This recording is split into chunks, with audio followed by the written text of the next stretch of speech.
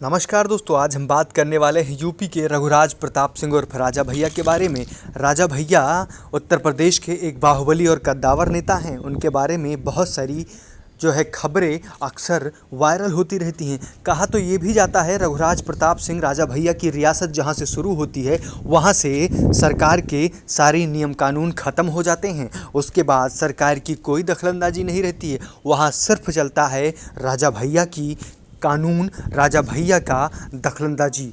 लेकिन आपको बता दें, बेटी के तालाब से जुड़ी हुई कई खबरें अक्सर वायरल होती रही हैं। बेटी का तालाब तो जगजाहिर है, जो राजा भैया के राजमहल के पीछे कई सौ एकड़ का तालाब है। उस तालाब के बारे में कई खबरें रही हैं कि राजा भैया अपने दुश्मनों को उस तालाब में फेंकवा देते हैं, जिसमें मगरमच्छ दुश्मनों को अपना निवाला बना लेते हैं।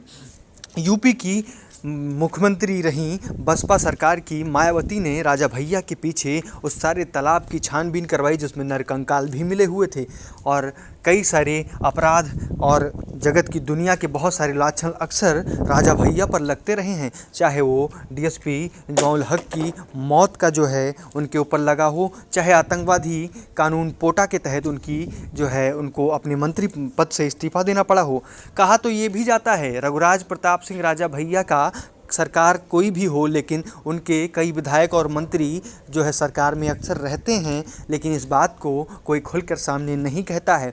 यूपी में सरकार किसी की भी बने, राजा भैया के लिए एक मंत्रालय हरदम खाली रहता था। लेकिन इस बार की योगी आदित्यनाथ सरकार से राजा भैया की भले ही नज़दीकियाँ रही हों, लेकिन राजा भैया को कोई मंत्रालय नहीं मिला। उसका ये कारण रहा कि यूपी की बीजेपी सरकार को, योगी आदित्यनाथ सरकार को बहुमत मिला हुआ था, जिसमें किसी के समर्थन की और किसी भी तरह के बाहरी व्यक्ति की ज़रूरत नहीं थी। और राजा भैया किसी भी पार्टी से नहीं आते रहे हैं और हरदम निर्दलीय चुनाव लड़ते हैं। लेकिन इस बार उन्होंने अपनी खुद की पार्टी जनसत्ता लोकतांत्रिक दल का निर्माण किया है।